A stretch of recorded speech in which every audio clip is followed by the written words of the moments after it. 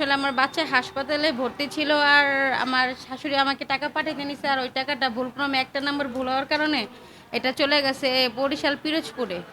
তারপরে আমি এখানে এসে সাধারণ ডায়েরি করি যাত্রাবাড়ি থানায়। তারপরে এস এ জিলুর স্যার উনি আমাকে সহযোগিতা করে, ওনার মাধ্যমে আমি ৪৮ ঘন্টার ভিতরে টাকাটা পেতে সক্ষম হই। আসার সাথে সাথে মানে আমি অনেক সুন্দর ইয়ে পাইছি, যার কারণে আমি এটা তুলতে সক্ষম হয়েছি। আমার এই অনুভূতিটা অনেক আনন্দের, কারণ আমার বাচ্চাটা খুবই অসুস্থ, মানে আমি বলার ভাষা নাই।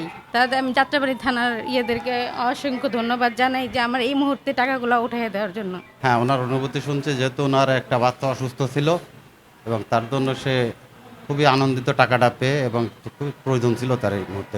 ভুক্তভোগী মহিলা থানায় এসে একটা জিডি করে, সাধারণ ডায়েরি করে, এবং সাধারণ ডায়েরির প্রেক্ষিতে আমি এই থানার এসি স্যার, ওসি স্যার এবং ইন্সপেক্টর তদন্ত স্যারের সহিত আলোচনা করে স্যারদের মাধ্যমে দিক নির্দেশনায় তথ্য প্রযুক্তির মাধ্যমে টাকাটা উদ্ধার করি।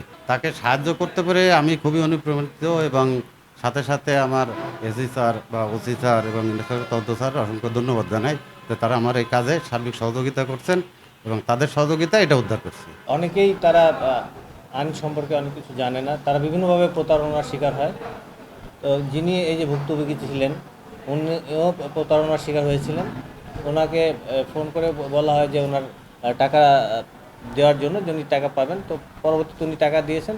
আমাদের বিভিন্ন তথ্য প্রযুক্তির সহযোগিতায় আমরা এই টাকাটা যার কাছে ট্রান্সফার হয়েছিল আমরা তাকে শনাক্ত করতে সক্ষম হই, এবং শনাক্ত করার পরে আমরা এই ভুক্তভোগীর টাকাটা তাকে তুলে দিতে সক্ষম হই। আমরা কৃতিত্ব বলবো না, আমরা আমাদের রুটিন যে দায়িত্ব সে দায়িত্ব পালন করেছি, এবং ভবিষ্যতে আমরা এই দায়িত্ব পালনে সর্বদা সচেষ্ট থাকব।